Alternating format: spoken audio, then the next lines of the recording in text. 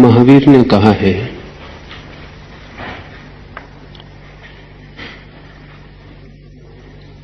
जिसे पाना हो उसे देखना शुरू करना चाहिए, क्योंकि हम उसे ही पा सकते हैं जिसे हम देखने में समर्थ हो जाएं। जिसे हमने देखा नहीं उसे पाने का भी कोई उपाय नहीं। जिसे खोजना हो उसकी भावना करनी प्रारंभ कर देनी चाहिए, क्योंकि इस जगत में हमें वही मिलता है जो मिलने के भी पहले जिसके लिए हम अपने हृदय में जगह बना लेते हैं। अतिथि घर आता हो तो हम इंतजाम कर लेते हैं उसके स्वागत का। अरिहंत को निर्मित करना हो स्वयं में, सिद्ध को पाना हो कभी, किसी क्षण स्वयं भी केवली बन जाना हो, तो उसे देखना, उसकी भावना करनी, उसकी आकांक्षा और अभीप्सा की तरफ चरण उठाने शुरू करने जरूरी है। महावीर से 2500 साल पहले चीन में एक कहावत प्रचलित थी, और वो कहावत थी लाओ त्से के द्वारा कही गई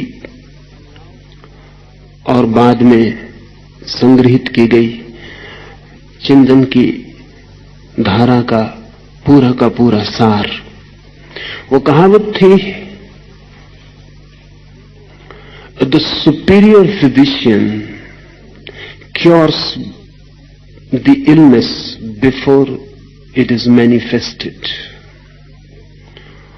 जो श्रेष्ठ चिकित्सक है वो बीमारी के प्रकट होने के पहले ही उसे ठीक कर देता है।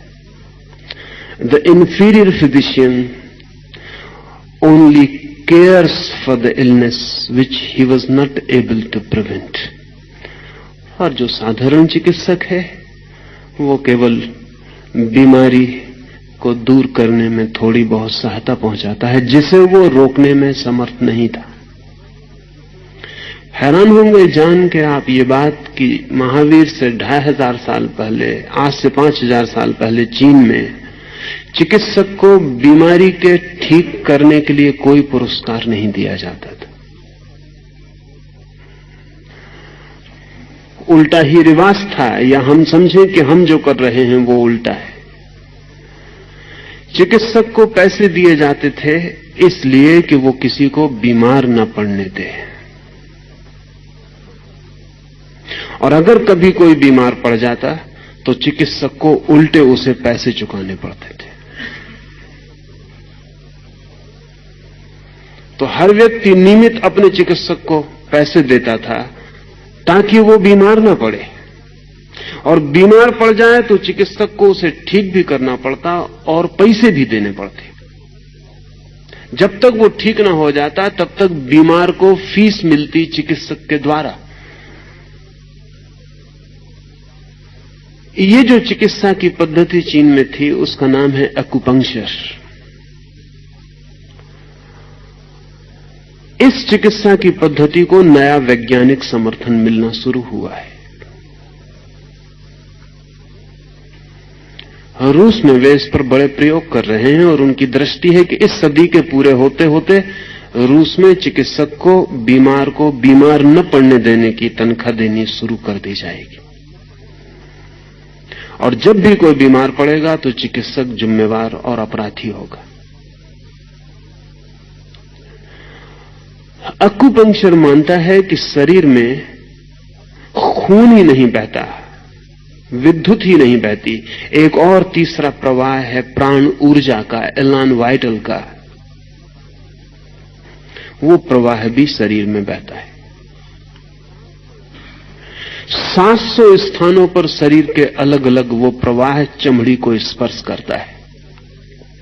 इसलिए एक्यूपंक्चर में चमड़ी पर जहां जहां प्रवाह अव्यवस्थित हो गया है वहां सुई चोप कर उस प्रवाह को संतुलित करने की कोशिश की जाती। बीमारी के आने के 6 महीने पहले उस प्रवाह में असंतुलन शुरू हो जाते। ये जान के आपको हैरानी होगी कि नाड़ी की जानकारी भी वस्तुतः खून के प्रवाह की जानकारी नहीं। नाड़ी के द्वारा भी उसी जीवन प्रवाह को समझने की कोशिश की जाती रही है और 6 महीने पहले नाड़ी अस्त व्यस्त होनी शुरू हो जाती है। बीमारी के आने के 6 महीने पहले हमारे भीतर जो प्राण शरीर है उसमें पहले बीज रूप में चीजें पैदा होती हैं और फिर वृक्ष रूप में हमारे भौतिक शरीर तक फैल जाती हैं। चाहे शुभ को जन्म देना हो, चाहे अशुभ को, चाहे स्वास्थ्य को जन्म देना हो, चाहे बीमारी को, सबसे पहले प्राण शरीर में बीज आरोपित करने होते।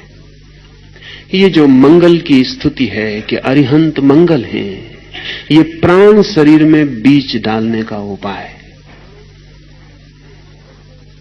क्योंकि जो मंगल है उसकी कामना स्वाभाविक हो जाती है। हम वही चाहते हैं जो मंगल है, जो अमंगल है वो हम नहीं चाहते। इसमें चाह की तो बात ही नहीं की गई है, सिर्फ मंगल का भाव है। अरिहंत मंगल है, सिद्ध मंगल है, साहु मंगल है, केवली पणत्तो धम्मो मंगलम। वो जिन्होंने स्वयं को जाना और पाया उनके द्वारा विरूपित धर्म मंगल है। सिर्फ मंगल का भाव। ये जान के हैरानी होगी कि मन का नियम है, जो भी मंगल है ऐसा भाव गहन हो जाए उसकी आकांक्षा शुरू हो जाती।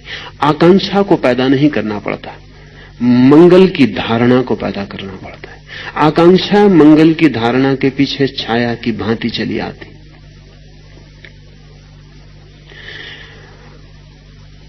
धारणा पतंजलि योग के 8 अंगों में कीमती अंग है, जहां से अंतरयात्रा शुरू होती है। धारणा, ध्यान, समाधि। 6वां सूत्र है धारणा, 7वां ध्यान, 8वां समाधि।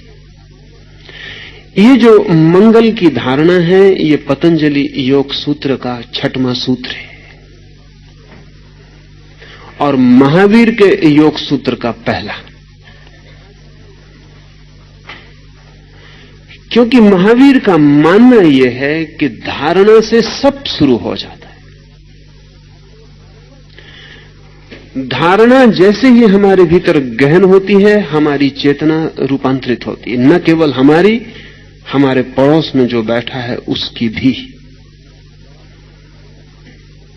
ये जान के आपको आश्चर्य होगा कि आप अपनी ही धारणाओं से प्रभावित नहीं होते, आपके निकट जो धारणाओं के प्रवाह बहते हैं उनसे भी प्रभावित होते। इसलिए महावीर ने कहा है, अज्ञानी से दूर रहना मंगल है, ज्ञानी के निकट रहना मंगल है।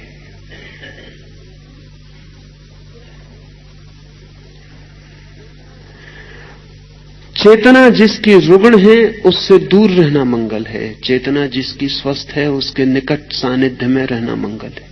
सत्संग का इतना ही अर्थ है कि जहां शुभ धारणाएं हों उस मिल्यू में, उस वातावरण में रहना मंगल है। रूस के एक विचारक जो अकुपंक्चर पर काम कर रहे हैं, डॉक्टर सिरोव,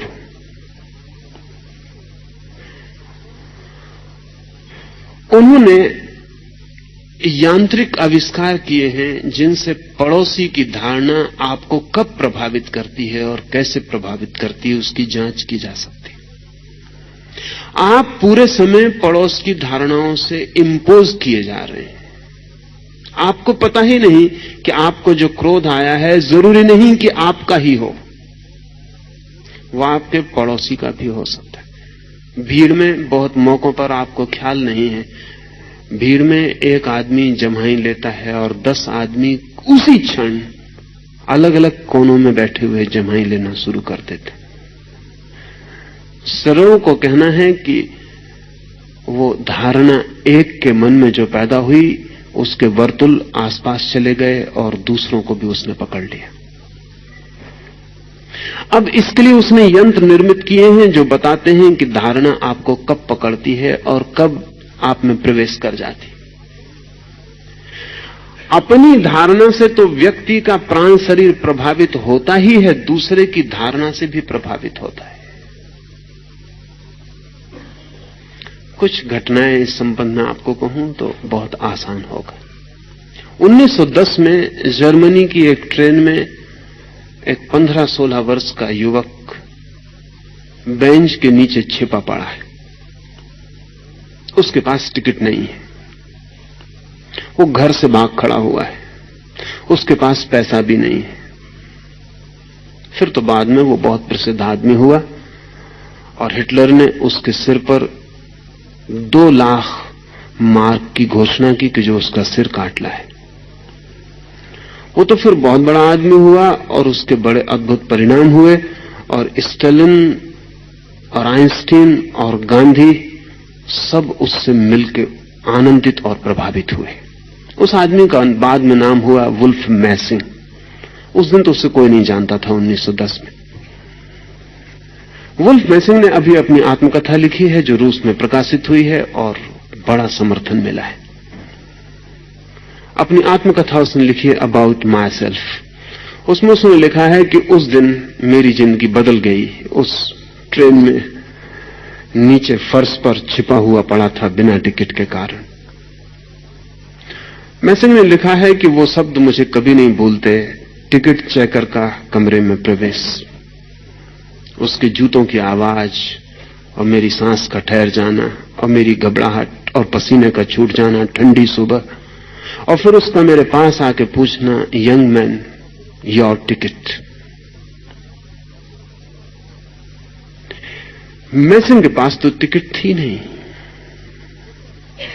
लेकिन अचानक पास में पड़ा हुआ एक कागज का टुकड़ा, अखबार की रद्दी का टुकड़ा मैसिंग ने हाथ में उठा लिया, आंख बंद की और संकल्प किया ये टिकट है, और उसे उठा के टिकट चेकर को दे दिया। और मन में उसने सोचा कि हे परमात्मा, उसे टिकट दिखाई पड़ जाए। उसने उस कागज को पंक्चर किया, टिकट वापस लौटाई और कहा कि when you have got the ticket why you are lying under the seat.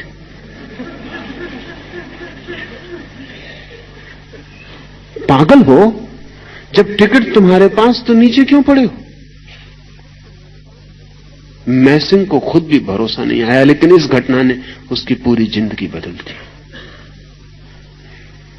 इस घटना के बाद पिछली आधे 50 वर्षों में जमीन पर वो सबसे महत्वपूर्ण आदमी था जिसे धारणा के संबंध में सर्वाधिक अनुभव थे।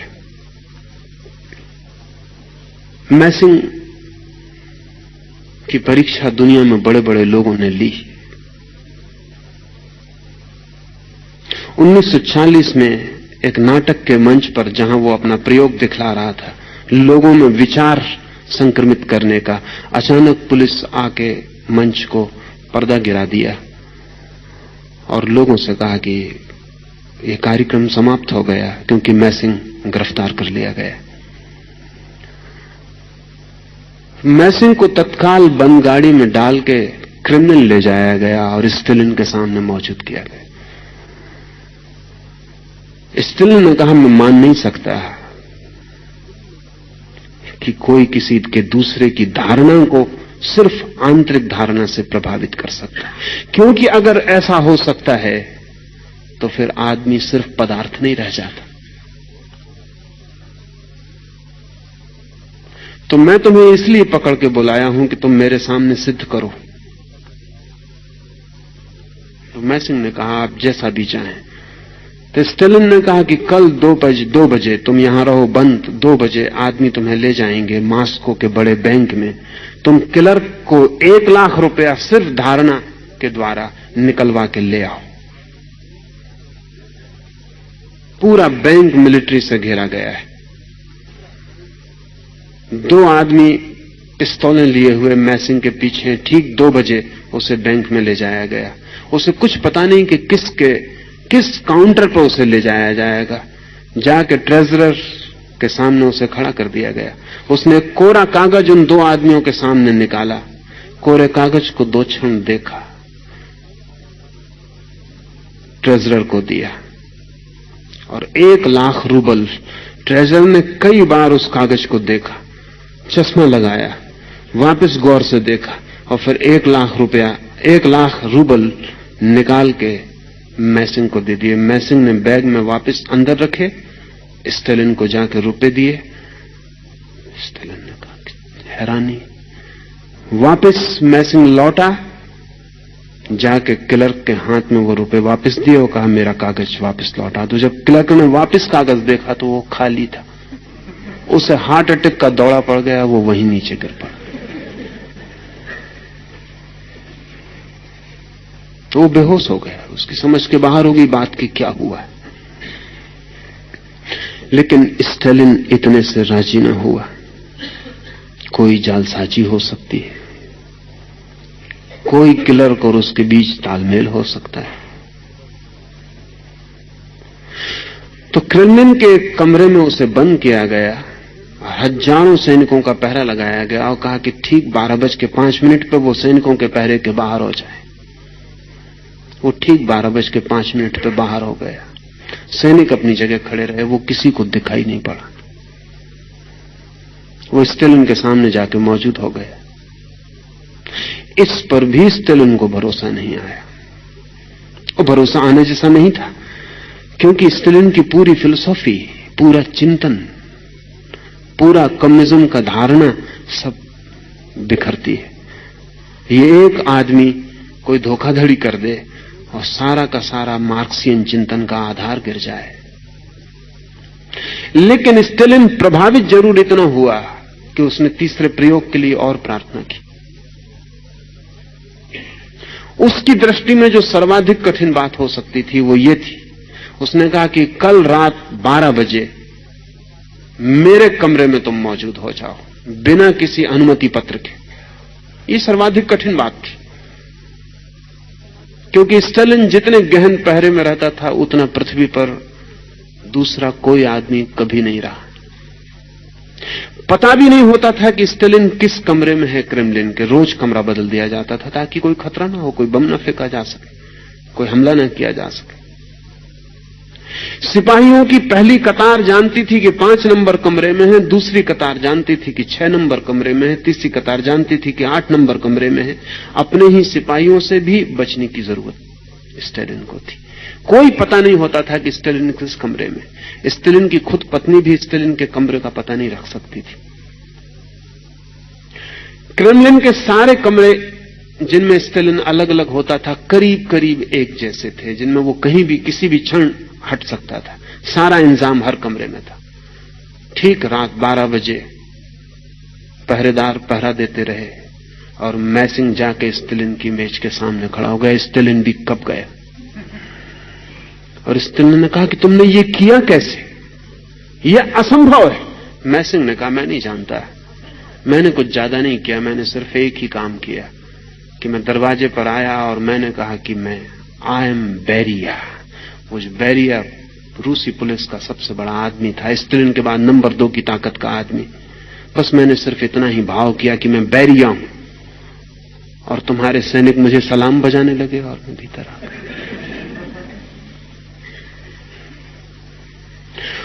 स्टेलिन ने सिर्फ मैसिंग को आज्ञा दी कि वो रूस में घूम सकता है और प्रमाणिक है।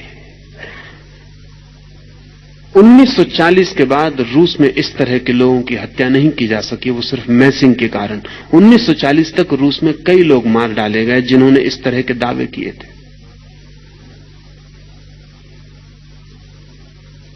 कार्ल आटोविच नाम का एक आदमी 1937 में रूस में हत्या की स्टेलिन की आज्ञा से, क्योंकि वो भी जो करता था वो ऐसा था कि उससे कम्युनिज्म की जो मटेरियलिस्ट भौतिकवादी धारणा है वो बिखर जाती है। अगर धारणा इतनी महत्वपूर्ण हो सकती है तो स्टेलिन ने आज्ञा दी अपने वैज्ञानिकों को कि मैसिंग की बात को पूरा समझने की कोशिश करो, क्योंकि इसका युद्ध में भी उपयोग हो सकता है। और जो आदमी मैसिंग का अध्ययन करता रहा, उस आदमी ने, नामोव ने कहा है कि जो अल्टीमेट वीपन है युद्ध का, आखिरी जो अस्त्र सिद्ध होगा, वो ये मैसिंग के अध्ययन से निकलेगा। क्योंकि जिस राष्ट्र के हाथ में धारणा को प्रभावित करने के मौलिक सूत्र आ जाएंगे, उस राष्ट्र को अणु की शक्ति से हराया नहीं जा सकता। सच तो यह है कि जिनके हाथ में अणु बम हो, उनको भी धारणा से प्रभावित किया जा सकता है कि वो अपने ऊपर ही फेंक ले। एक हवाई जहाज बम फेंकने आ रहा हो, उसके पायलट को प्रभावित किया जा सकता है कि वापस लौट जाए, अपनी ही राजधानी पे गिरा दे।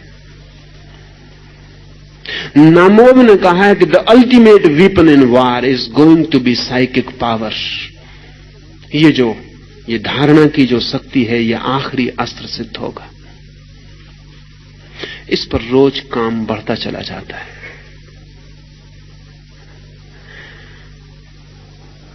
स्टालिन जैसे लोगों की उत्सुकता तो निश्चित ही विनाश की तरफ होगी। महावीर जैसे लोगों की उत्सुकता निर्माण और सृजन की ओर है। इसलिए मंगल की धारणा, महावीर ने कहा है, भूल कर भी स्वप्न में भी कोई बुरी धारणा मत करना, क्योंकि वो परिणाम ला सकती है। आप राह से गुजर रहे हैं, आप सोचते हैं मैंने कुछ किया भी नहीं, एक मन में ख्याल भर आ गया कि इस आदमी की हत्या कर दूं। आपने कुछ किया नहीं। कि इस दुकान से फला चीज चुरा लूं। आप चोरी करने नहीं भी गए, लेकिन क्या आप निश्चिंत हो सकते हैं कि राह पर किसी चोर ने आपकी धारणा न पकड़ ली होगी?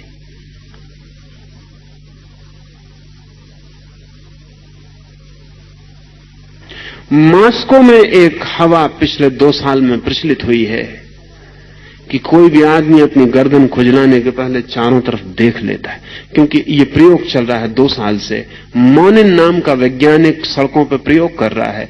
वो आपके पीछे आके कहेगा आपकी गर्दन पे कीड़ा चढ़ रहा है। मन में अपने गर्दन खुजला रही है, खुजलाओ जल्दी, और लोग खुजलाने लगते हैं। अब तो ये खबर इतनी फैल गई क्योंकि उसने हजारों लोगों पर प्रयोग किया है। राह के चौरस्तों पर खड़े होकर, होटल में बैठकर, ट्रेन में चढ़ के। और मानन इतना सफल हुआ है कि 98%, 98% सही होता है। जिसके पीछे खड़े होकर वो भावना करता है कि गर्दन खुजला रही है, कीड़ा चढ़ रहा है, जल्दी खुजलाओ, वो जल्दी खुजला। अब तो लोगों को पता चल गया सच में भी कीड़ा चढ़ा हो तो लोग पहले देख लेते हैं कि वो मानन नाम का आदमी आसपास तो नहीं। जब से मानन का प्रयोग सफल हुआ है, तब से मस्तिष्क के बाबत एक नई जानकारी मिली है, और वो ये कि मस्तिष्क सामने से जितनी शक्ति रखता है, उससे चौगुनी शक्ति मस्तिष्क के पीछे के हिस्से में।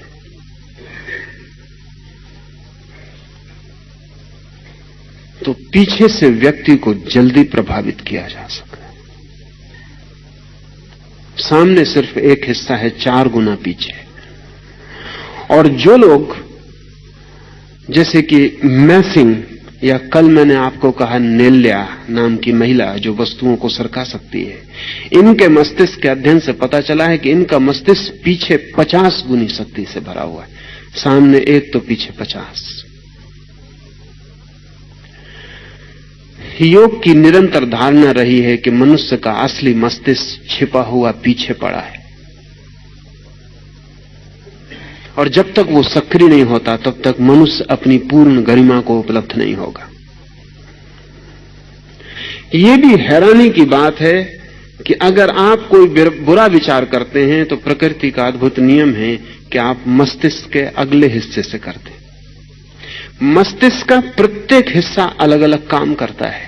अगर आपको हत्या करनी है तो उसका विचार आपके मस्तिष्क के ऊपरी सामने के हिस्से में चलता है, और अगर आपको किसी की सहायता करनी है तो पीछे अंतिम हिस्से में चलता है।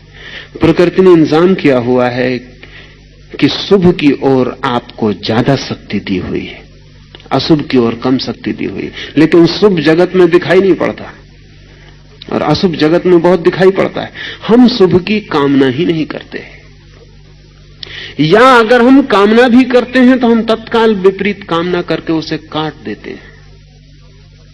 जैसे एक मां अपने बच्चे के जीने की कितनी कामना करती है,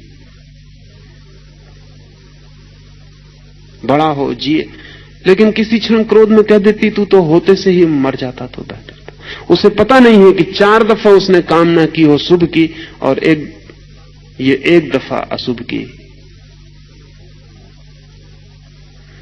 तो भी विषाक्त हो जाता है, सब कट जाती है कामना। महावीर अपने साधुओं को कहते थे, मंगल की कामना में डूबे रहो 24 घंटे, उठते बैठते श्वास लेते छोड़ते। स्वभाव होता है मंगल की कामना शिखर से शुरू करनी चाहिए, इसलिए वो कहते हैं अरिहंत मंगल है। वे जिनके आंतरिक समस्त रोग समाप्त हो गए वे मंगल हैं, सिद्ध मंगल हैं, साधु मंगल हैं। और जाना जिन्होंने, जैन परंपरा केवली उन्हें कहती है जो जानने की दिशा में उस जगह पहुंच गए जहां जानने वाला भी नहीं रह जाता, जानी जाने वाली वस्तु भी नहीं रह जाती, सिर्फ जानना रह जाता है, सिर्फ केवल ज्ञान मात्र रह जाता, ओनली नोइंग। केवली जैन परंपरा उसे कहती है जो केवल ज्ञान को उपलब्ध हो गया, मात्र ज्ञान रह गया, जहां ना कोई जानने वाला बचा, जहां मैं का कोई भाव ना बचा, जहां कोई गे ना बचा, जहां कोई तू ना बचा, जहां सिर्फ जानने की शुद्ध क्षमता, प्योर कैपेसिटी टू नो। इसे ऐसा समझें कि हम एक कमरे में दिया जलाएं तो दिए की बाती है, तेल है, दिया है, फिर कमरे में दिए का प्रकाश है और उस प्रकाश से प्रकाशित होती चीजें हैं, कुर्सी है, फर्नीचर है, दीवार है, आप है। अगर हम ऐसी कल्पना कर सकें कि कमरा शून्य हो गया, न दीवार है, न फर्नीचर है, कुछ भी नहीं, दिए में तेल भी ना रहा, दिए की देह भी ना रही, सिर्फ ज्योति रह गई, प्रकाश मात्र रह गया, न तो दिया बचा और न प्रकाशित वस्तुएं बची, मात्र प्रकाश रह गया, आलोक, स्रोत रहित, कोई तेल नहीं, कोई बाती नहीं। और ऐसा आलोक जो किसी पर नहीं पड़ रहा है, शून्य में फैल रहा है।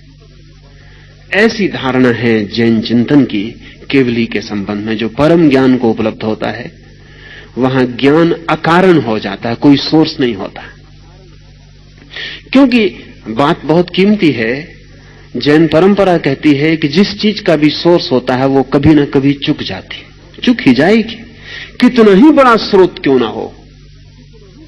सूर्य भी चुक जाएगा एक दिन, बड़ा है स्रोत, अरबों वर्षों से रोशनी दे रहा है। वैज्ञानिक कहते हैं अभी और अंदाजन 4000-5000 साल रोशनी देगा, लेकिन चुक जाएगा। कितना ही बड़ा स्रोत हो, स्रोत की सीमा है, चुक जाएगा।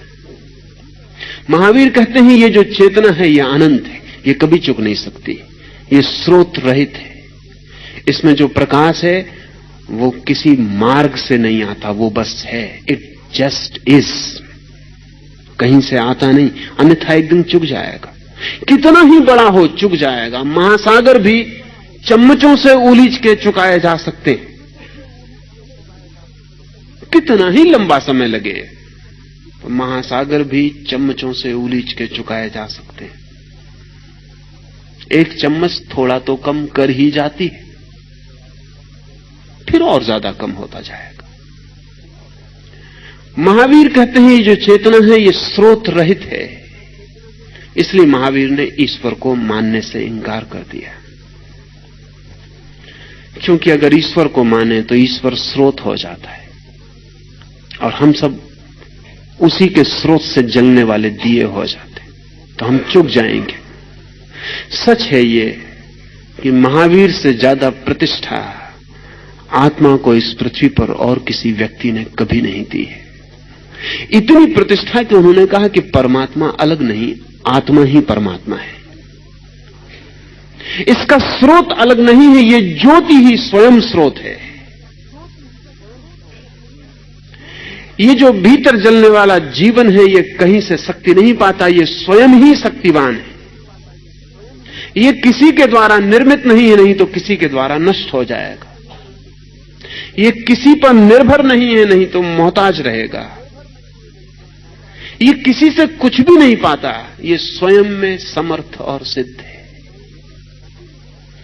जिस दिन ज्ञान इस सीमा पर पहुंचता है जहां हम स्रोत रहित प्रकाश को उपलब्ध होते हैं, सोर्सलेस, उसी दिन हम मूल को उपलब्ध होते हैं। जैन परंपरा ऐसे व्यक्ति को केवली कहती है। वो व्यक्ति कहीं भी पैदा हो, वो क्राइस्ट हो सकते हैं, वो बुद्ध हो सकते हैं, वो कृष्ण हो सकते हैं, वो लाओस से हो सकते हैं। इसलिए इस सूत्र में ये नहीं कहा गया महावीर मंगलम, कृष्ण मंगलम, ऐसा नहीं कहा। जैन धर्म मंगल है ऐसा नहीं कहा, हिंदू धर्म मंगल है ऐसा नहीं कहा। केवली पणतो धम्मो मंगलम, वो जो केवल ज्ञान को उपलब्ध हो गए, उनके द्वारा जो भी प्ररूपित धर्म है वो मंगल है। वो कहीं भी हों, जिन्होंने भी शुद्ध ज्ञान को पा लिया, उन्होंने जो कहा है वो मंगल है। ये मंगल की धारणा गहन प्राणों के अतल में बैठ जाए तो अमंगल की संभावना कम होती चली जाती। जैसी जो भावना करता है धीरे धीरे वैसा ही हो जाता है।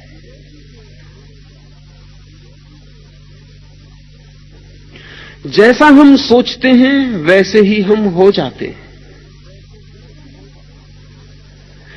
जो हम मांगते हैं वो मिल जाता है, लेकिन हम सदा गलत मांगते हैं, वही हमारा दुर्भाग्य।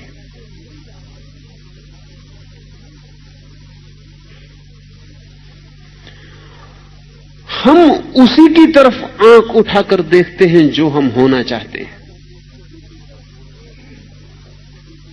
अगर आप एक राजनीतिक नेता के आसपास भीड़ लगा के इकट्ठे हो जाते हैं तो ये सिर्फ भीड़ इसकी ही सूचना नहीं है कि राजनीतिक नेता आया, गहन रूप से इस बात की सूचना है कि आप कहीं राजनीतिक पद पर होना चाहते हैं। हम उसी को आदर देते हैं जो हम होना चाहते हैं, जो हमारे भविष्य का मॉडल मालूम पड़ता है, जिसमें हमें दिखाई पड़ता है कि काश मैं हो जाऊं। हम उसी के आसपास इकट्ठे हो जाते। अगर सिने अभिनेता के पास भीड़ इकट्ठी हो जाती तो वह आपकी भीतरी आकांक्षा की खबर देती, आप भी वही हो जाना चाहते हैं। अगर महावीर ने कहा है कि कहो अरिहंत मंगलम, सिद्ध मंगलम, साधु मंगलम, तो वो ये कह रहे हैं कि ये तुम कह ही तब पाओगे जब तुम अरिहंत होना चाहोगे, या तुम जब ये कहना शुरू करोगे तो तुम्हारे अरिहंत होने की यात्रा शुरू हो जाएगी। और बड़ी से बड़ी यात्रा बड़े छोटे से कदम से शुरू होती, और पहले कदम से कुछ भी पता नहीं चलता। धारणा पहला कदम है। कभी आपने सोचा कि आप क्या होना चाहते? नहीं भी सोचा होगा सचेतन रूप से, तो भी अचेतन में चलता है कि आप क्या होना चाहते हैं। जो आप होना चाहते हैं उसी के प्रति आपके मन में आदर पैदा होता है। न केवल आदर, जो आप होना चाहते हैं उसी के संबंध में आपके मन में चिंतन के वर्तुल चलते हैं। वही आपके स्वप्नों में उतर आता है, वही आपकी सांसों में समा जाता है, वही आपके खून में प्रवेश कर जाता है। और जब मैं कहता हूं खून में प्रवेश कर जाता है तो मैं कोई साहित्यिक बात नहीं कह रहा हूं, मैं मेडिकल, मैं बिल्कुल शारीरिक तथ्य की बात कह रहा हूं। इधर प्रयोग किए गए हैं और चकित करने वाले सूचन मिले हैं।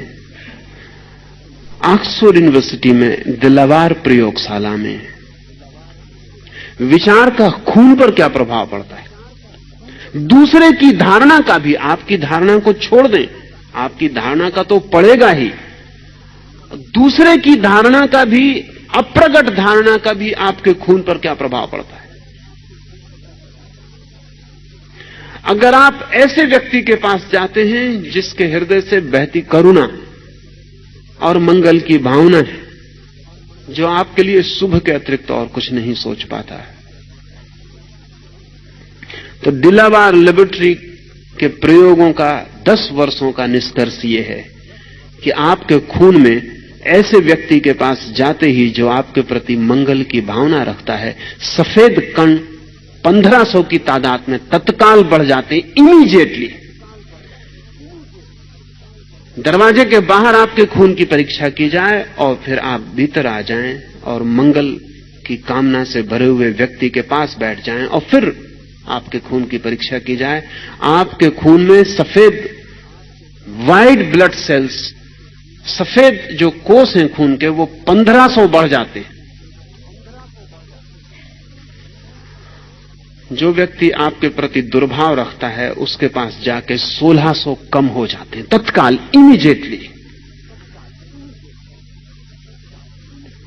और मेडिकल साइंस कहती है कि आपके स्वास्थ्य की रक्षा का मूल आधार सफेद कणों की अधिकता है। वो जितने ज्यादा आपके शरीर में होते हैं उतना आपका स्वास्थ्य सुरक्षित है। वो आपके पहरेदार हैं। आपने देखा होगा, ख्याल नहीं किया होगा, चोट लग जाती है तो चोट लग के जो आपको मवाद पड़ जाती है, वो मवाद सिर्फ रक्षक हैं आपके शरीर के खून के सफेद कण। वे भाग के फौरन एक परत पहरेदारी की खड़ी कर देते। जिसको आप मवाद समझते हैं वो मवाद नहीं है, वो आपकी दुश्मन नहीं है, वो खून के सफेद कण हैं जो तत्काल दौड़ के घाव को चारों तरफ से घेर लेते हैं, जैसे कि पुलिस ने पहरा लगा दिया हो, क्योंकि उनके परत को पार करके कोई भी कीटाणु शरीर में प्रवेश नहीं कर सकता। वो रक्षक है।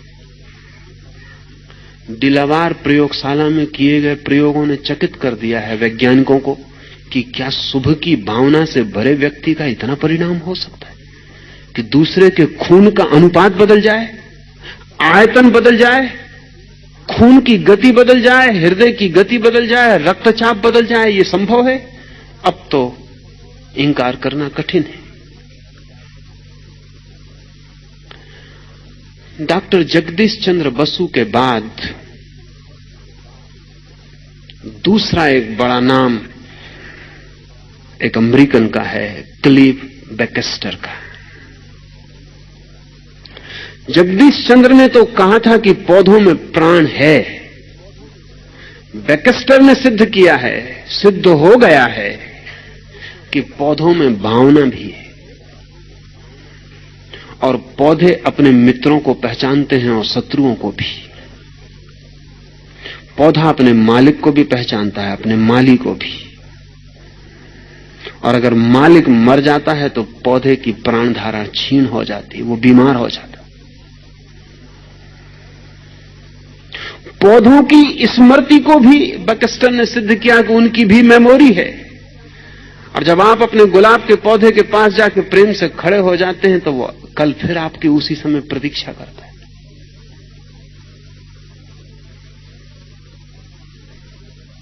वो याद रखता है, आज आप नहीं आए।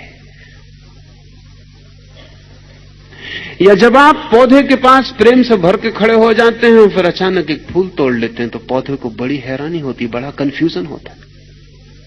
इस सब की प्राणधाराओं को रिकॉर्ड करने वाले यंत्र तैयार किए हैं बैकेस्टर ने कि पौधा एकदम कंफ्यूज हो जाता है, उसकी समझ में नहीं आता कि जो आदमी इतने प्रेम से खड़ा था उसने फूल कैसे तोड़ लिया।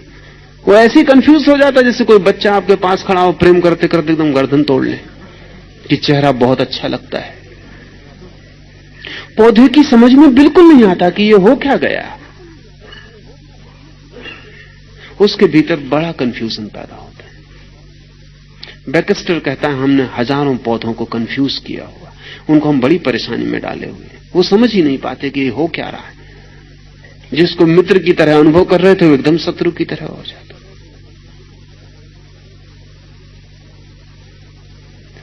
बैक्स्टर का यह भी कहना है कि जिन पौधों को हम प्रेम करते हैं वो हमारी तरफ बड़ी पॉजिटिव भावनाएं छोड़ते हैं। और बैक्स्टर ने सुझाव दिया है अमेरिकन मेडिकल एसोसिएशन को कि शीघ्र ही हम विशेष तरह के मरीजों को विशेष पौधों के पास ले जाकर ठीक करने में समर्थ हो जाएंगे। अगर उन पौधों को हमने इतना प्राणवान कर दिया, प्रेम से, भाव से, संगीत से, प्रार्थना से, ध्यान से, उनको इतना प्राण शक्ति से भर दिया, तो उनके पास विशेष तरह के मरीज ले जाने से फायदा होगा। फिर हर पौधे में अपनी अपनी प्राण ऊर्जा की विशेषताएं हैं। जैसे रेड रोज, लाल जो गुलाब है, वो क्रोधी लोगों के लिए बड़े फायदे का हो सकता है। पंडित नेहरू को इसलिए उससे प्रेम रहा हो। क्रोध के लिए रेड रोज बहुत फायदे का है बैक्स्टर के हिसाब से।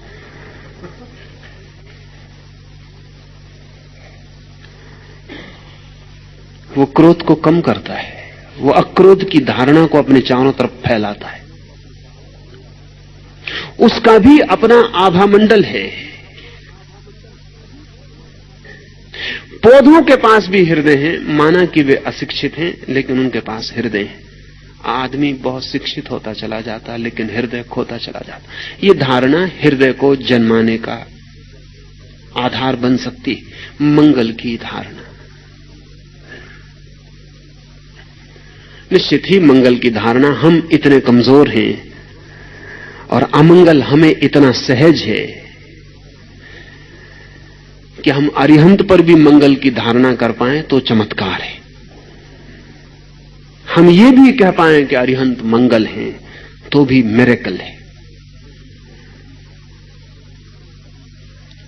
पत्थर मंगल है, इसके लिए तो कठिनाई पड़ेगी। दुश्मन मंगल है, इसके लिए तो बहुत कठिनाई पड़ेगी। शत्रु मंगल है, इसके लिए तो बहुत कठिनाई पड़ेगी। महावीर आपको भली भांति जानते हैं, जो श्रेष्ठतम है, जिस पर भी आपको कठिनाई पड़ेगी करने में, मंगल की धारणा, उससे शुरू करते हैं। अरिहंत, सिद्ध, साधु और जिन्होंने जाना उनके द्वारा प्ररूपित धर्म। धर्म का जैन परंपरा में वैसा अर्थ नहीं है जैसा अंग्रेजी के रिलीजन का या उर्दू के मजहब का, और वैसा अर्थ भी नहीं है जैसा हिंदू धर्म का। जैन परंपरा में धम्म का जो अर्थ है वो समझ लेना चाहिए, वो बहुत खूबी का है, विशिष्ट है और जैन दृष्टि को एक नए आयाम में फैलाता है।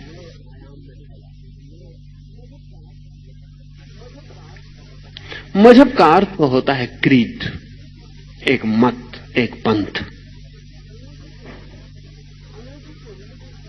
अंग्रेजी के रिलीजन शब्द का अर्थ होता है करीब करीब वही जो योग का अर्थ होता है।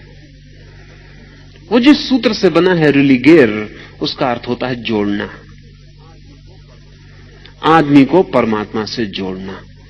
योग का भी वही अर्थ होता है, आदमी को परमात्मा से जोड़ना। लेकिन जैन चिंतन परमात्मा के लिए जगह ही नहीं रखता। इसलिए आप ये जान के हैरान होंगे कि जैन योग का अच्छा अर्थ नहीं मानते। जैन कहते हैं केवली अयोगी होता है, अयोगी, योगी नहीं। इसलिए महावीर को नासमझ कुछ भूल से भरे लोग महायोगी कहते हैं, वो गलती कहते हैं। वो जैन परंपरा के शब्द का उन्हें पता नहीं। महावीर कहते हैं जुड़ना नहीं है किसी से, जो गलत है उससे टूटना है, अलग होना है। अयोग, संसार से अयोग, तो स्वरूप उपलब्ध हो जाता है। योग कहता है परमात्मा से मिलन, तो स्वरूप उपलब्ध होता है। महावीर कहते हैं स्वरूप उपलब्ध ही है, जो हमें पाना है वो हमें मिला ही हुआ है, सिर्फ हम गलत चीजों से चिपके खड़े हैं, इसलिए दिखाई नहीं पड़ रहा है। गलत को छोड़ दें, अयुक्त हो जाएं, अलग हो जाएं। इसलिए जैन परंपरा में अयोग का वही मूल्य है जो हिंदू परंपरा में योग का। धर्म का बड़ा अनूठा अर्थ जैनों का है। महावीर कहते हैं कि वस्तु का जो स्वभाव है वही धर्म है, नेचर। धर्म का महावीर का वही अर्थ है जो लाओ से के ताओ का। वस्तु का जो स्वभाव है, जो उसकी स्वयं की अपनी परिणति है। अगर कोई व्यक्ति बिना किसी से प्रभावित हुए सहज वर्ण चरण कर पाए तो धर्म को उपलब्ध हो जाता है। अगर कोई व्यक्ति बिना प्रभावित हुए, इसलिए प्रभाव महावीर अच्छी बात नहीं मानते। किसी से भी प्रभावित होना बंधना है। सब इंप्रेशंस बांधने वाले। पूर्णतया अप्रभावित हो जाना, निज हो जाना है, स्वयं हो जाना है। इस निजता को, इस स्वयं होने को वे धर्म कहते हैं। केवली प्रूपित धर्म का अर्थ होता है जब कोई व्यक्ति केवल ज्ञान मात्र रह जाता है, चेतना मात्र रह जाता है, तब वो जैसे जीता है वही धर्म है। उसका जीवन, उसका उठना, उसका बैठना, उसका हलन चलन, उसका सोना, वो जो भी करता है, उसकी आंख के पलक का है उठना और हिलना, उसकी समस्त अस्तित्व में प्रकट होती हुई जो भी किरणें हैं वही धर्म है। जैसे अग्नि अपने शुद्ध रूप में जलती हो तो धुआं पैदा नहीं होता। आप कहेंगे अग्नि तो जहां भी जलती वहां धुआं पैदा होता। तर्क की किताबों में लिखा हुआ है जहां जहां धुआं वहां वहां अग्नि। इसलिए जहां धुआं दिखे मान लेना कि अग्नि। लेकिन धुआं अग्नि से पैदा नहीं होता, केवल ईंधन के गीलेपन से पैदा होता है। अग्नि से उसका कोई लेना देना नहीं। अगर ईंधन बिल्कुल गीला ना हो तो धुआं पैदा नहीं होता। धुआं अग्नि का स्वभाव नहीं है, ईंधन का प्रभाव है। जो ईंधन गीला होता है तो पैदा होता है। तो कहना चाहिए कि वो पानी से पैदा होता है, वो अग्नि से पैदा नहीं होता धुआं। अगर बिल्कुल सूखा ईंधन है जिसमें पानी जरा भी नहीं है तो धुआं पैदा नहीं होगा। और अगर पैदा होता है तो जानना कि थोड़ा बहुत ईंधन गीला है। अग्नि जब अपने शुद्ध रूप में होती है, जब उसमें कोई दूसरा विजातीय फॉरेन एलिमेंट नहीं होता, तब उसमें कोई धुआं नहीं होता। महावीर कहते हैं तब अग्नि अपने धर्म में है, जब कोई धुआं नहीं। जब चेतना बिल्कुल शुद्ध होती है और पदार्थ का कोई प्रभाव नहीं होता, शरीर का पता भी नहीं होता, जब चेतना इतनी शुद्ध होती है कि शरीर का पता भी नहीं होता, तब महावीर कहते हैं जानना कि चेतना अपने धर्म में। इसलिए महावीर कहते हैं प्रत्येक का अपना धर्म है।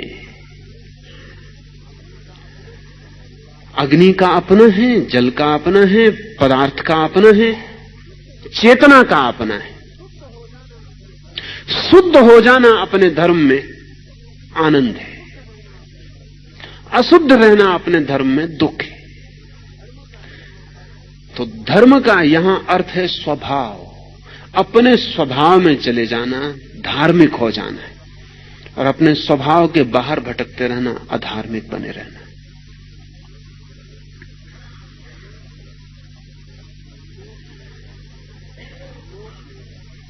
लोक में इन चारों को उत्तम भी इस सूत्र में कहा है। अरिहंत उत्तम है लोक में, सिद्ध उत्तम है लोक में, साधु उत्तम है लोक में, केवली प्रूपित धर्म उत्तम है लोक में।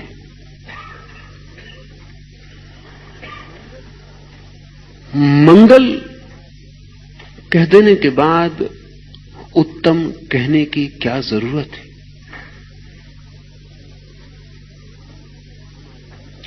कारण है हमारे भीतर। ये सारे सूत्र हमारे मनस के ऊपर आधारित है। ये हमारे मन की गहराइयों के अध्ययन पर आधारित है। मंगल कहने के बाद भी हम इतने ना समझें कि जो उत्तम नहीं है उसे भी हम मंगल रूप मान सकते हैं। हमारी वासनाएं ऐसी हैं कि जो निकृष्ट है लोक में उसी की तरफ बहती हैं। ऐसा भी कह सकते हैं कि वासना का अर्थ ही यही होता है, नीचे की तरफ बहाव। जो निकृष्ट है उसी की तरफ। रामकृष्ण कहा करते थे कि चील आकाश में भी उड़े तो तुम ये मत समझना कि उसका ध्यान आकाश में होता है।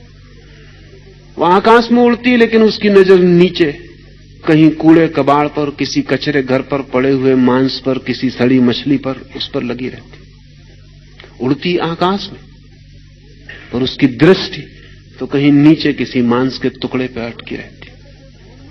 तो रामकृष्ण कहते थे भूल में मत पड़ जाना कि चील आकाश में उड़ रही इसलिए आकाश में ध्यान होगा। ध्यान तो उसका नीचे लगा रहता। इसलिए दूसरे सूत्र में महावीर का ये जो मंगल सूत्र है ये तत्काल जोड़ता है अरिहंत लोगोत्तम। अरिहंत उत्तम है। ये सिर्फ इशारे के लिए। सिद्ध उत्तम है, साधु उत्तम है। उत्तम का अर्थ है कि शिखर हैं जीवन के, श्रेष्ठ, पाने योग्य, चाहने योग्य, होने योग्य। सविज्जर ने, किसी ने पूछा है सविज्जर को,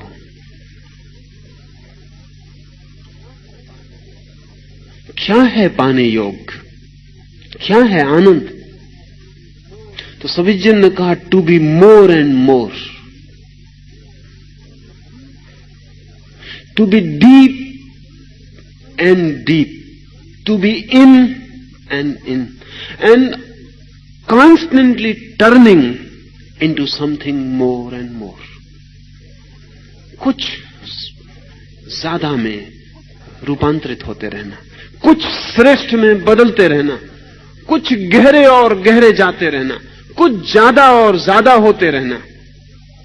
लेकिन हम ज्यादा तभी हो सकते हैं जब ज्यादा की, श्रेष्ठ की, उत्तम की धारणा हमारे निकट हो। शिखर दिखाई पड़ता हो तो यात्रा भी हो सकती है, शिखर ही ना दिखाई पड़ता हो तो यात्रा का कोई सवाल नहीं है।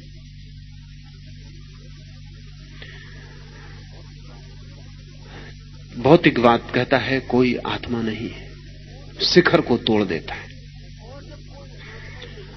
और जब कोई आत्मा नहीं है ऐसा कोई मान लेता है तो आत्मा को पाना है, इसका तो कोई सवाल ही नहीं रह जाता। फ्रायड यदि कह देता है कि आदमी वासना के अतिरिक्त और कुछ भी नहीं है, तो आदमी तो वासना है ही, वो तत्काल मान लेता है। फिर वो कहता है जब वासना के अतिरिक्त कुछ है ही नहीं तो बात खत्म हो गई,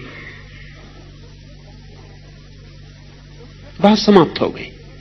एक व्यक्ति कह रहा था किसी को कि मैं बहुत परेशान था क्योंकि मेरी कॉन्शियंस मुझे बहुत पीड़ा देती थी, मेरा अंतःकरण बहुत पीड़ा देता था। झूठ बोलूं तो, चोरी करूं तो, किसी स्त्री की तरफ देखूं तो बड़ी पीड़ा होती थी। तो फिर मैं मनोचिकित्सक के पास गया और मैंने इलाज करवाया और 2 साल में मैं बिल्कुल ठीक हो गया।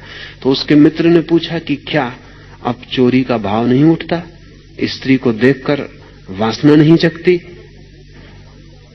सुंदर को देखकर पाने का भाव पैदा नहीं होता? उसने कहा नहीं नहीं, तुम मुझे गलत समझे। 2 साल में मनोचिकित्सक ने मुझे मेरी कॉन्शियंस से छुटकारा दिला दिया। अब पीड़ा नहीं होती, अब चिंता नहीं होती, अब अपराध अनुभव नहीं करता हूं। पिछले 50 सालों में पश्चिम का मनोचिकित्सक लोगों को अपराध से मुक्त नहीं करवा रहा, अपराध के भाव से मुक्त करवा रहा है। ये कह रहा है ये तो स्वाभाविक है, तो बिल्कुल स्वाभाविक है, ये तो होगा ही। अगर आज पश्चिम में जीवन ऐसी नीचे तल पर सरक रहा है, चल रहा है कहना ठीक नहीं, सरक रहा है जैसे सांप सरकता है, तो उसका बड़े से बड़ा जुम्मा पश्चिम के मनोवैज्ञानिक को है, क्योंकि वो निकृष्ट को कहता है कि यही स्वभाव है। और कठिनाई यह है कि निकृष्ट को स्वभाव मान लेना हमें आसान है, क्योंकि हम परिचित हैं और वो दलील ठीक लगती। जब महावीर कहते हैं अरिहंत लोकोत्तमा, तो समझ में नहीं पड़ता कैसे लोकोत्तमा। अरिहंत को हम जानते नहीं, सिद्ध को हम जानते नहीं।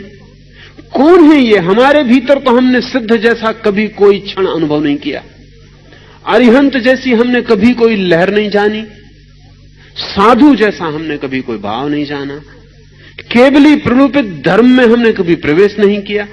क्या हवा की बातें।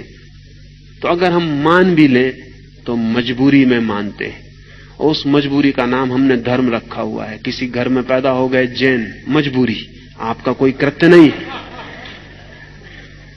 तो पर्यूषण है तो मजबूरी। तो आप जाते हैं मंदिर में, नमस्कार करते हैं, साधु को नमस्कार करते हैं, उपवास कर लेते हैं, व्रत कर लेते हैं, मजबूरी। किसी का कसूर नहीं, आप पैदा हो गए जैन घर में, इसमें किसी का कोई हाथ तो है नहीं। खोपड़ी में बचपन से सुनाया जा रहा है, वो भर गया, उसको निपटा लेते, बाकी कहीं स्फुरना नहीं है उसमें, कहीं कोई ऐसा सहज भाव नहीं है। क्या आपने ख्याल किया कि मंदिर जाते वक्त आपके पैर और सिनेमा गृह में जाते वक्त आपके पैरों की गति में बुनियादी भेद होता है, गुणात्मक, क्वालिटेटिव। मंदिर जैसे आप घसीटे जाते हैं, सिनेमा गृह जैसे आप जाते,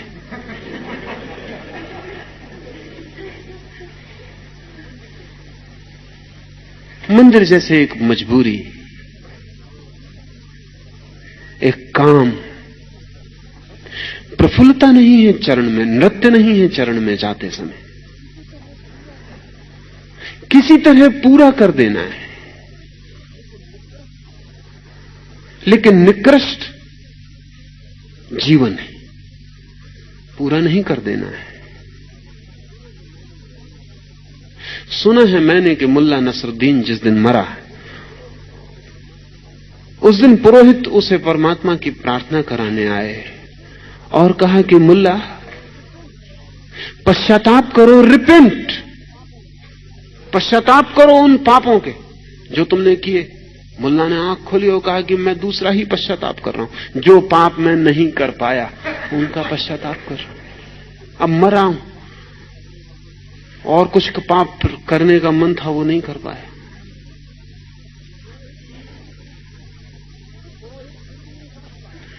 वो पुरोहित फिर भी नहीं समझ पाया, क्योंकि पुरोहितों से कम समझदार आदमी आज जमीन पर दूसरे नहीं। उसने कहा कि मुल्ला ये क्या तुम कहते हो, अगर तुम्हें दोबारा जन्म मिले तो क्या तुम वही पाप करोगे, वैसा ही जियोगे जैसा अभी जिए? मुल्ला ने कहा कि नहीं, बहुत फर्क करूंगा। मैंने इस जिंदगी में पाप बड़ी देर से शुरू किए, अगली जिंदगी में जरा जल्दी शुरू कर दूंगा। ये मुल्ला हम सब मनुष्यों के बाबत खबर दे रहा है। ये व्यंग है, ये आदमी पूरा व्यंग है हम सब पर। यह हमारी मनोदशा है। मरते वक्त हमें भी पश्चाताप होगा। पश्चाताप होगा उन औरतों का जो नहीं मिली, पश्चाताप होगा उस धन का जो नहीं पाया, पश्चाताप होगा उन पदों का जो चूक गए, पश्चाताप होगा उस सब का जो निकृष्ट था, जो पाने योग्य ही नहीं था। लेकिन क्या मरते वक्त पश्चाताप होगा कि अरिहंत ना मिले, सिद्ध ना मिले, केवली प्ररूपित धर्म में प्रवेश ना मिला? नहीं, हो सकता है नमोकार आपके आसपास पढ़ा जा रहा होगा, लेकिन आपके भीतर उसको कोई प्रवेश नहीं हो पाया, क्योंकि जिन्होंने जीवन भर उसके प्रवेश की तैयारी नहीं की, वे अगर सोचते हो कि क्षण में उसका प्रवेश हो जाएगा तो वे ना समझे। जिन्होंने जीवन भर उस मेहमान के आने के लिए इंतजाम नहीं किया, वे सोचते हो अचानक वो मेहमान भीतर आ जाएगा तो वे गलती पर है, वे दुराशाएं कर रहे हैं, वे हताश होंगे।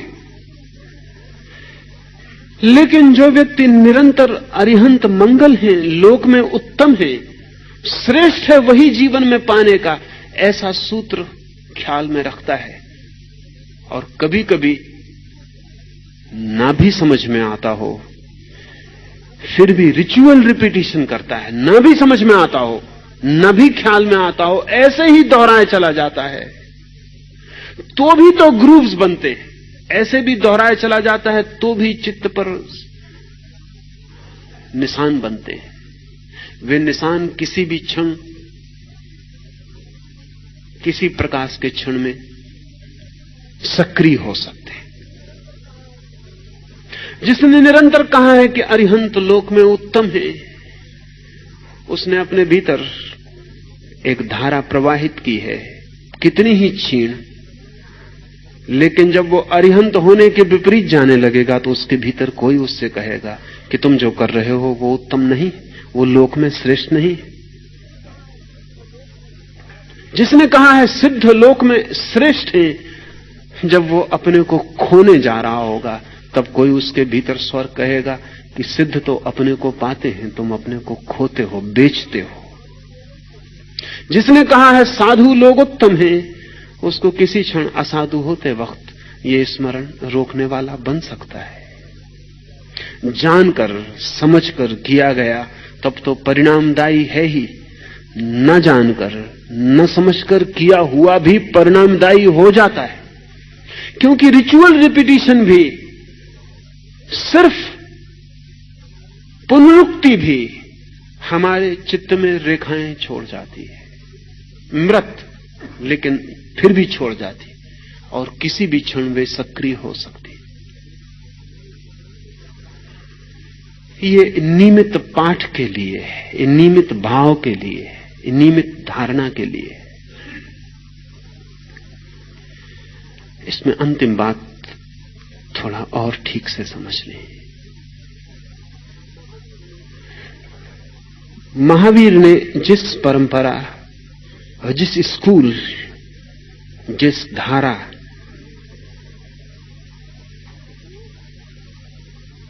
का उपयोग किया है, उसमें श्रेष्ठतम पर मनुष्य की ही शुद्ध आत्मा को रखा है। मनुष्य की ही शुद्ध आत्मा परमात्मा मानी है।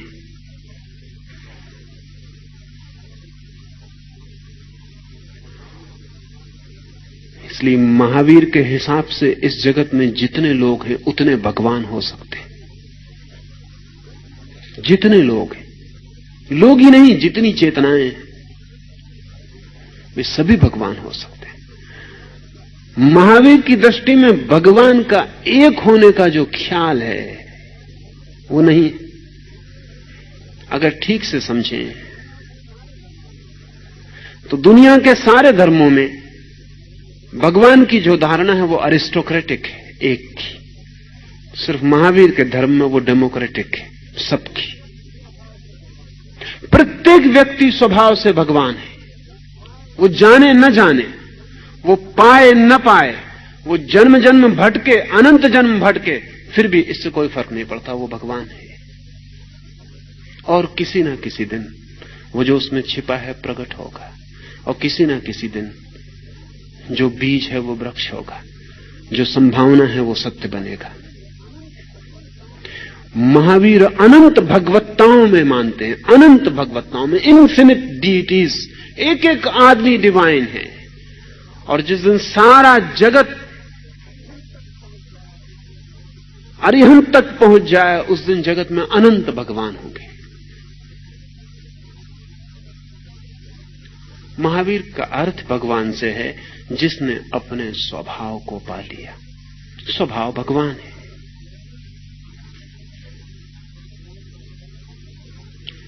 भगवान की बहुत अनूठी धारणा है। जगत को बनाने वाले का सवाल नहीं है भगवान से। जगत को चलाने वाले का सवाल नहीं है भगवान से। महावीर कहते हैं कोई बनाने वाला नहीं है।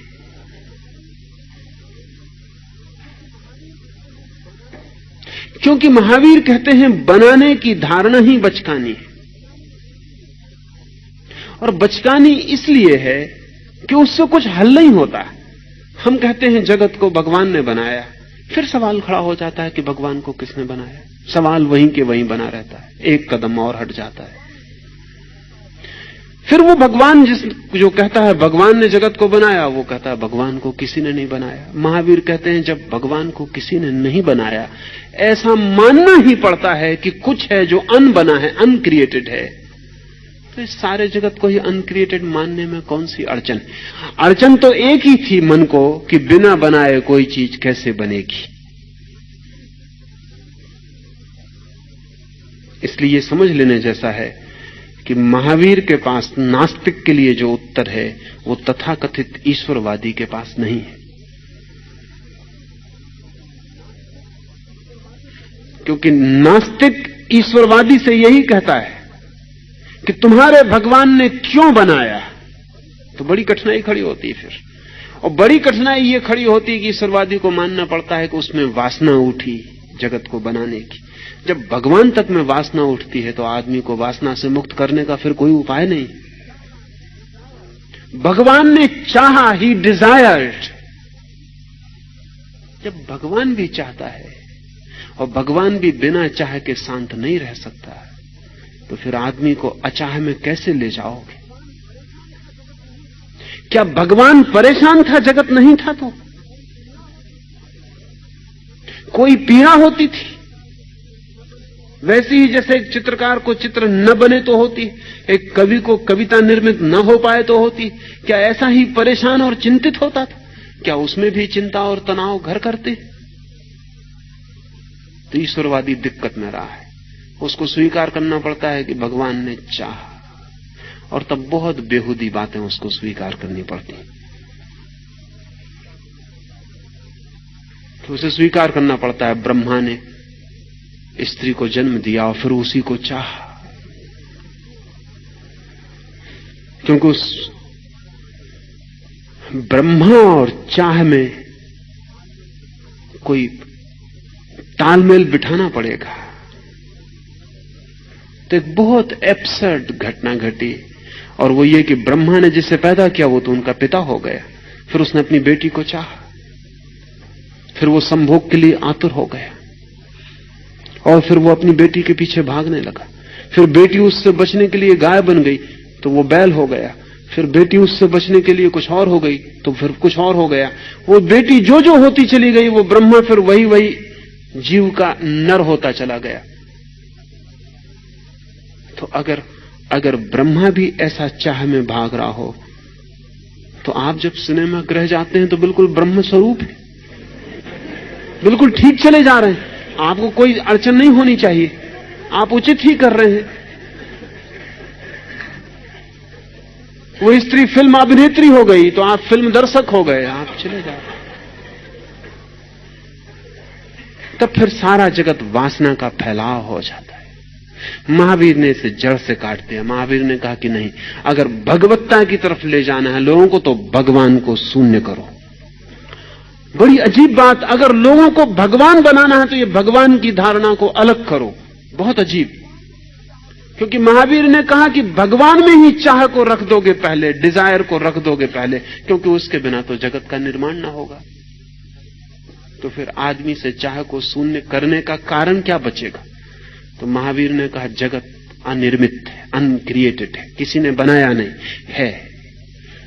और विज्ञान के लिए भी यही लॉजिकल तर्कयुक्त मालूम पड़ता है, क्योंकि इस जगत में कोई चीज बनाई हुई नहीं मालूम पड़ती, है ही। और न इस जगत में कोई चीज नष्ट होती मालूम पड़ती है, न कोई चीज निर्मित होती मालूम पड़ती है, सिर्फ रूपांतरित होती मालूम पड़ती है। इसलिए महावीर ने जो परिभाषा की है पदार्थ की, वो इस जगत में की गई सर्वाधिक वैज्ञानिक परिभाषा है। अद्भुत शब्द महावीर ने खोजा है पुद्गल, मैटर के लिए। और ऐसा शब्द जगत की किसी भाषा में नहीं है। पदार्थ के लिए महावीर ने पदार्थ नहीं कहा, नया शब्द गढ़ा, पुद्गल। पुद्गल का अर्थ है जो बनता और मिटता रहता है और फिर भी है, जो प्रतिपल बन रहा है और मिट रहा है और है। जैसे नदी प्रतिपल भागी जा रही है, चली जा रही है, हुई जा रही और फिर भी है। फ्लोइंग एंड इज, बह रही है और है। महावीर ने कहा कि जो चीज बन रही है, मिट रही है, ना बन के सृजन होता उसका, ना मिट के समाप्त होती। बिकमिंग, पुद्गल का अर्थ है becoming, never being and always becoming. कभी है की स्थिति में भी नहीं आती पूरी की ठहर जाए, बस होती रहती।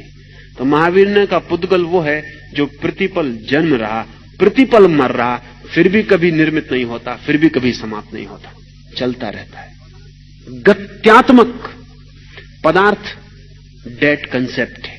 अंग्रेजी का मैटर भी डेड वर्ड है, मरा हुआ शब्द है। अंग्रेजी के मैटर का कुल मतलब होता है जो नापा जा सके, वो मेजर से बना हुआ शब्द है। संस्कृत या हिंदी के पदार्थ का अर्थ होता है जो अर्थवान है, अस्तित्ववान है। पुद्गल का अर्थ होता है जो हो रहा है, इन द प्रोसेस। प्रोसेस का नाम पुद्गल है, क्रिया का नाम पुद्गल है। जैसे आप चल रहे, एक कदम उठाया, दूसरा रखा, दोनों कभी आप ऊपर नहीं उठाते। एक उठता है तो दूसरा रख जाता है। इधर एक बिखरता है तो उधर दूसरा तत्काल निर्मित हो जाता है। प्रोसेस चलती रहती है। पदार्थ का एक कदम हमेशा बन रहा है और एक कदम हमेशा मिट रहा है। जिस कुर्सी पर आप बैठे वो मिट रही है, नहीं तो 50 साल बाद राख कैसे हो जाएगी। जिस शरीर में आप बैठे हैं वो मिट रहा है, लेकिन बन भी रहा है। 24 घंटे आप उसको खाना दे रहे, वायु दे रहे, वो निर्मित हो रहा है, निर्मित होता चला जा रहा है और बिखरता भी चला जा रहा है। Life and death both simultaneous. जीवन और मरण एक साथ दो पैर की तरह चल रहे हैं। महावीर ने कहा यह जगत पुद्गल है, इसमें सब चीजें सदा से हैं, बन रही हैं, मिट रही हैं, ट्रांसफॉर्मेशन चलता रहता है। न कोई चीज कभी समाप्त होती, न कभी निर्मित होती। इसलिए निर्माता का कोई सवाल नहीं है। इसलिए परमात्मा में वासना की कोई जरूरत नहीं है। सारे धर्म परमात्मा को जगत के पहले रखते हैं, महावीर परमात्मा को जगत के अंत में रखते हैं। इसका फर्क समझ लें। सारे धर्म परमात्मा को कहते हैं काज, कारण है, महावीर कहते हैं इफेक्ट, परिणाम। महावीर का अरिहंत अंतिम मंजिल है। भगवान तब होता है व्यक्ति जब वो सब पा लिया, पहुंच गया वहां जिसके आगे और कोई यात्रा नहीं। दूसरे धर्मों का भगवान बिगिनिंग में है, दुनिया जब शुरू होती है वहां। जहां दुनिया समाप्त होती है, महावीर की भगवत्ता की धारणा वहां है। तो वे सब कहते हैं कि दुनिया को बनाने वाला भगवान है, महावीर कहते हैं दुनिया को पार कर जाने वाला भगवान, one who goes beyond. Mahavir प्रथम नहीं रखते, अंतिम रखते हैं। काज नहीं इफेक्ट, कारण नहीं कार्य। दुनिया का भगवान बीज की तरह है, महावीर का भगवान फूल की तरह है।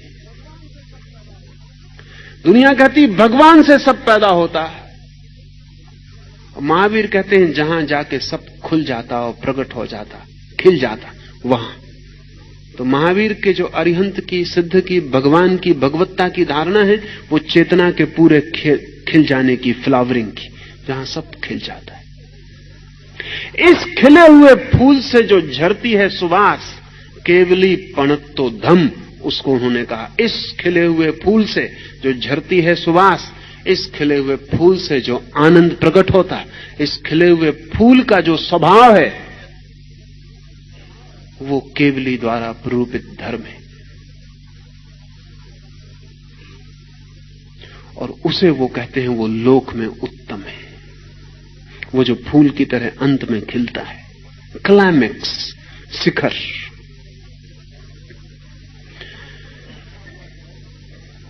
शास्त्र में लिखा हुआ धर्म लोक में उत्तम है, ऐसा महावीर नहीं कहते। नहीं तो वो कहते हैं शास्त्र प्रूपित धर्म लोकोत्तम है।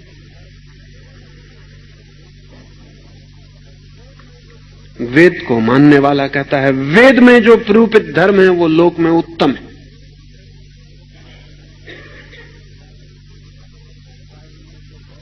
बाइबल को मानने वाला कहता है बाइबल में जो धर्म प्रूपित है वो उत्तम है। कुरान को मानने वाला कहता है कुरान में जो धर्म प्रूपित है वो उत्तम है। गीता को मानने वाला कहता है गीता में जो धर्म की प्रूपना हुई है वो उत्तम है। महावीर कहते हैं केवली पणत्तो धम्मो, नहीं शास्त्र में कहा हुआ नहीं, केवल ज्ञान के क्षण में जो झरता है वही जीवंत। लिखा हुए का क्या मूल्य है? लिखा हुआ पहले तो बहुत सिकुड़ जाता है, शब्द में बांधना पड़ता है। जीवंत धर्म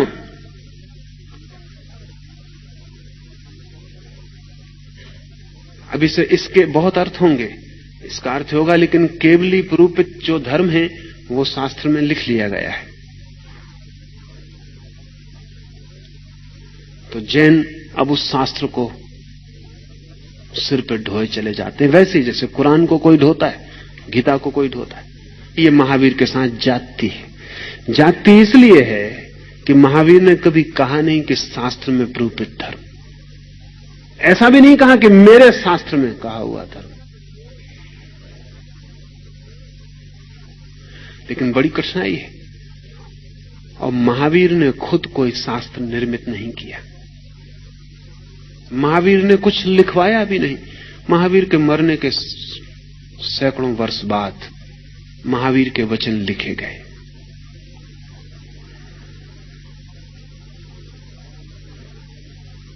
महावीर ने लिखवाया नहीं, लिखा नहीं।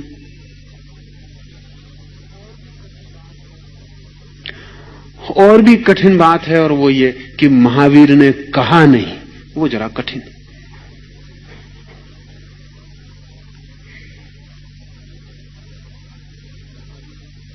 वो जरा कठिन है कि महावीर ने कहा नहीं। महावीर तो मौन रहे, महावीर तो बोले नहीं। तो महावीर की जो वाणी है वो कही हुई नहीं, सुनी हुई है। महावीर का जो धर्म का निरूपण है वो मौन टेलीपैथिक ट्रांसमिशन है।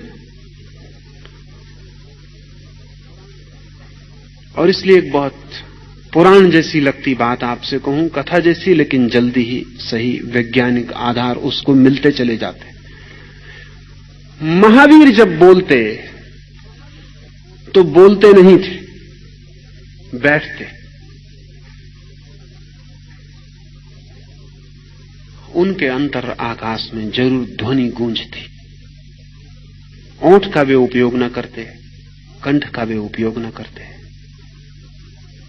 अगर मैसिंग एक साधारण व्यक्ति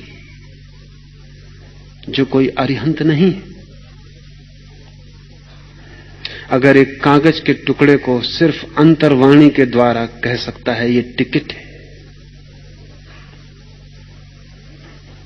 बोला तो नहीं, कहा तो नहीं, लेकिन टिकट कलेक्टर ने तो, चेकर ने तो जाना, सुना कि टिकट है।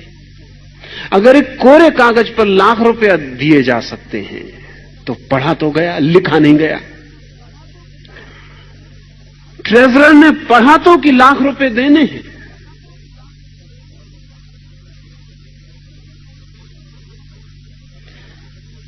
तो महावीर ने टेलीपैथिक कम्युनिकेशन का गहन प्रयोग किया।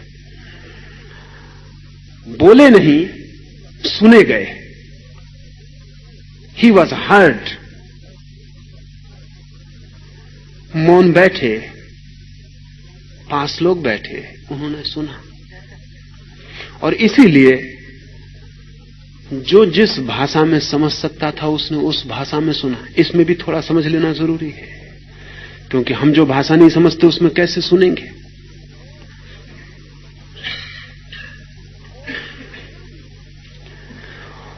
और जानवर भी इकट्ठे थे, पशु भी इकट्ठे थे, और पौधे भी खड़े थे, और कथा कहती उन्होंने भी सुना।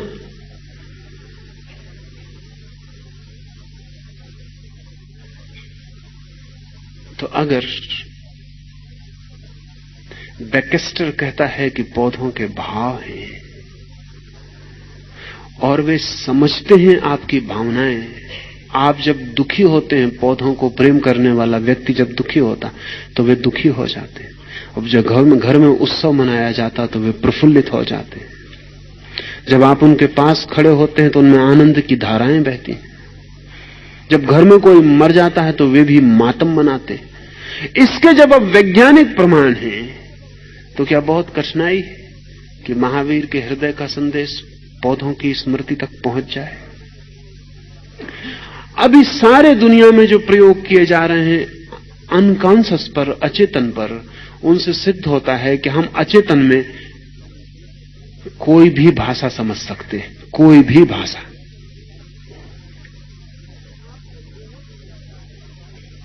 जैसे आपको बेहोश किया जाए, हिप्नोटाइज किया जाए, गहन इतना बेहोश किया जाए कि आपको अपना कोई पता न रह जाए, तो फिर आपसे किसी भी भाषा में बोला जाए आप समझेंगे।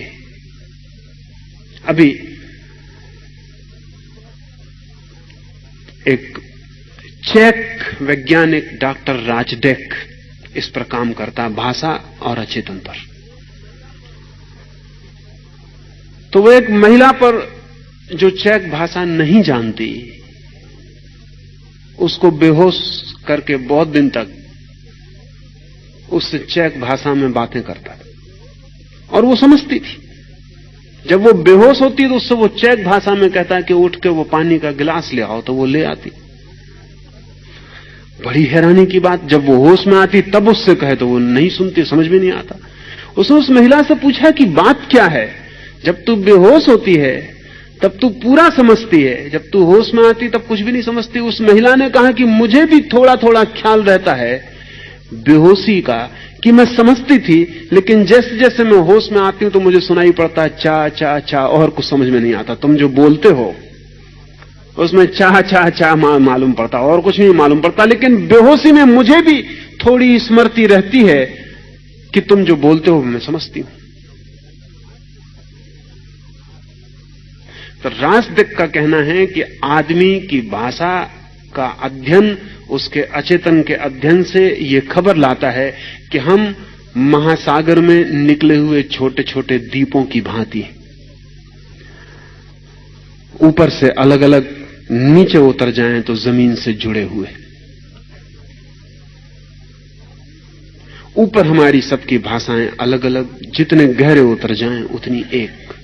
आदमी की ही नहीं, और गहरे उतर जाएं तो पशु की भी एक, और गहरे उतर जाएं तो पशु की ही नहीं पौधों की भी एक, और कोई नहीं कह सकता कि और गहरे उतर जाएं तो पत्थर की भी एक। जितने हम अपने नीचे गहरे उतरते हैं उतने हम जुड़े हुए हैं एक महाकॉन्टिनेंट से, एक महाद्वीप से, जीवन के, और वहां हम समझते हैं। तो महावीर का ये जो प्रयोग था निशब्द विचार संचरण का, टेलीपैथी का, ये आने वाले 20 वर्षों में विज्ञान कहेगा कि पुराण कथा नहीं है। इस पर काम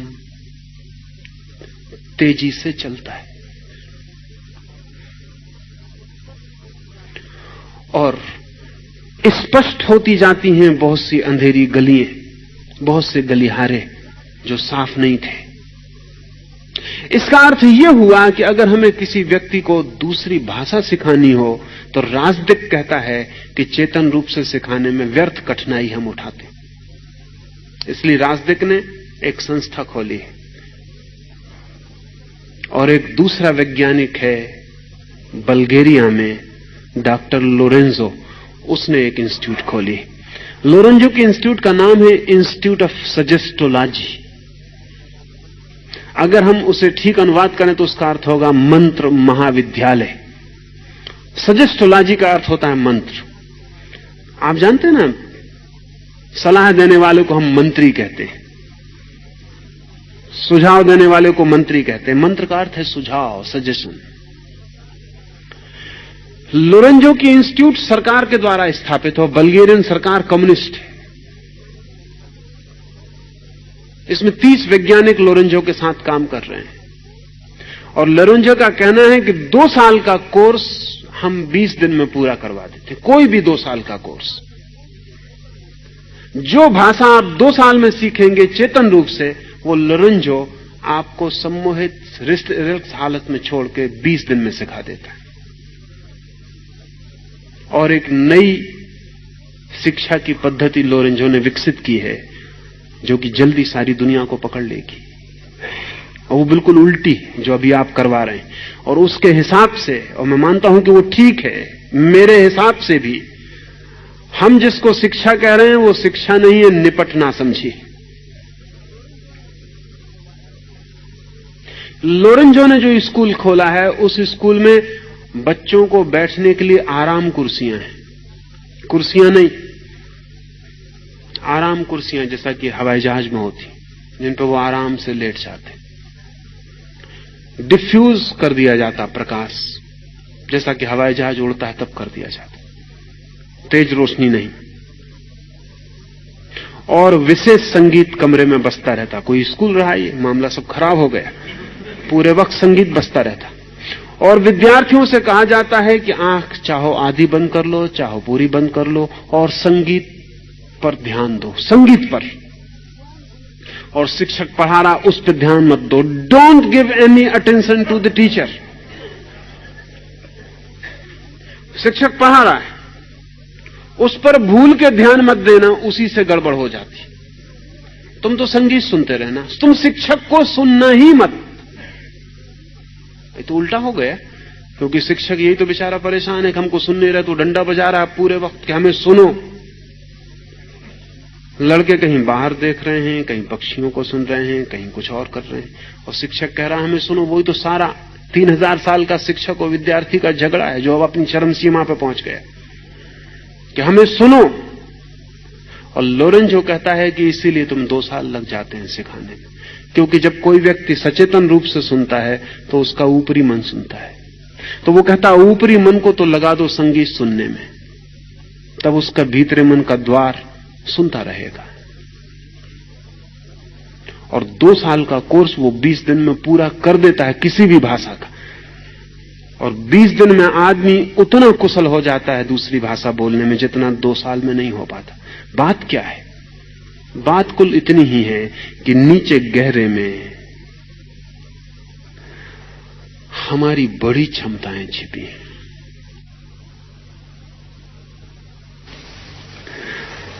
हमारी बड़ी क्षमताएं छिपी हैं। आप अपने घर से यहां तक आए हैं, अगर आप पैदल चल के आए हैं तो क्या आप बता सकते हैं कि रास्ते पर कितने बिजली के खंभे पड़े थे? आप कहेंगे मैं कोई पागल हूं, मैं उनकी कोई गिनती नहीं करता। लेकिन आपको बेहोश करके पूछा जाए तो आप संख्या बता सकते, ठीक संख्या। आप जब चले आ रहे थे इधर, तो आपका ऊपरी मन तो इधर आने में लगा था, हान बज रहा था उसमें लगा था, कोई टकरा न जाए उसमें लगा था।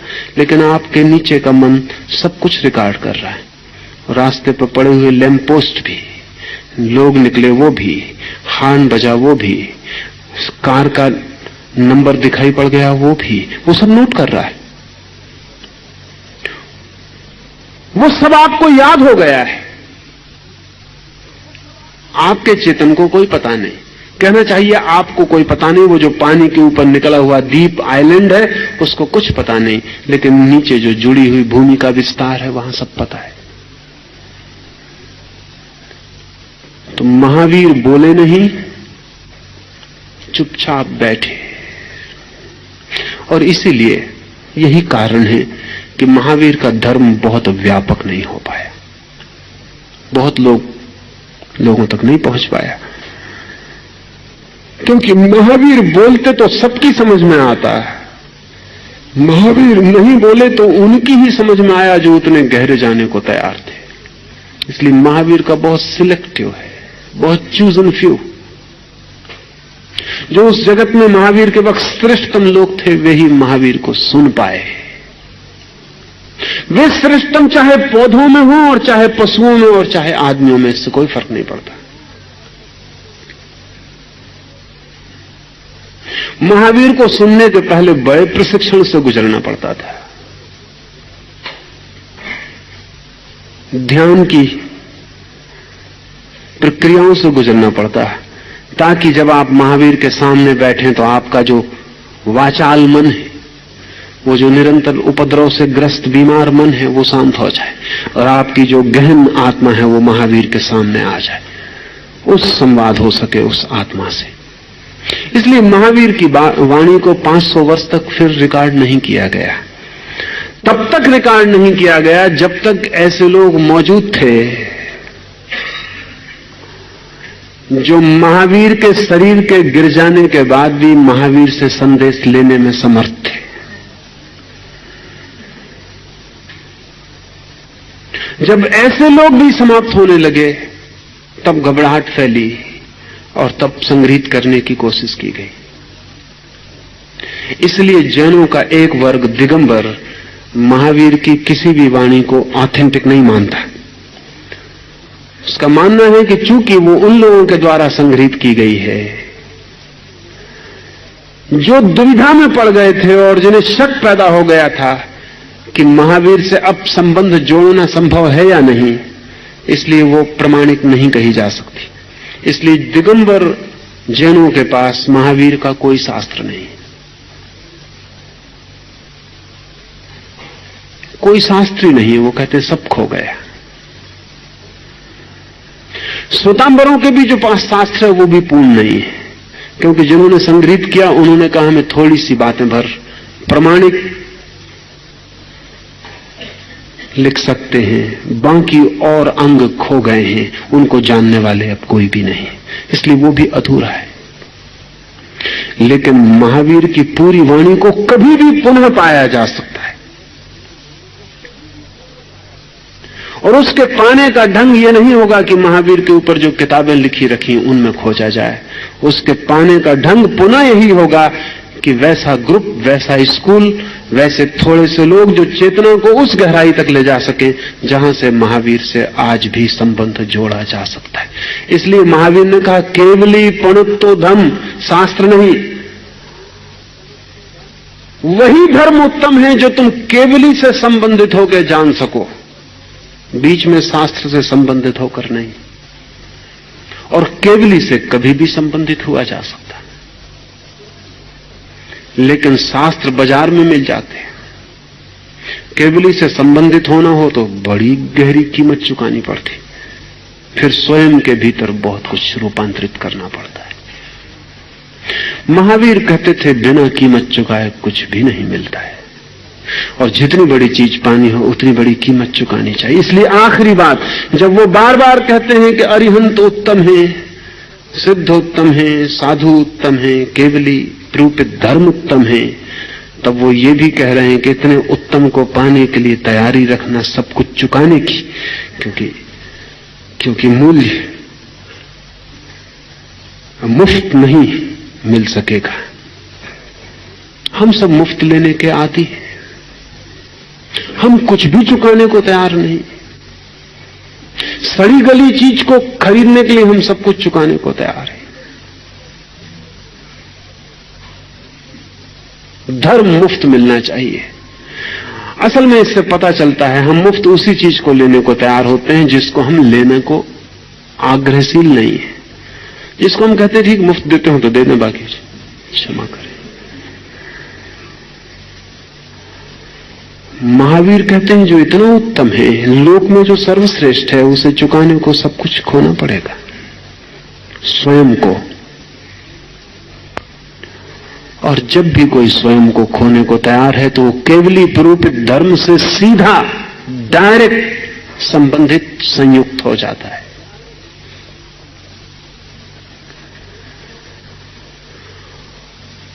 वही धर्म जो जानने वाले से सीधा मिलता हो बिना मध्यस्थ के, वही श्रेष्ठ है। आज इतना ही, बैठेंगे 5-7 मिनट।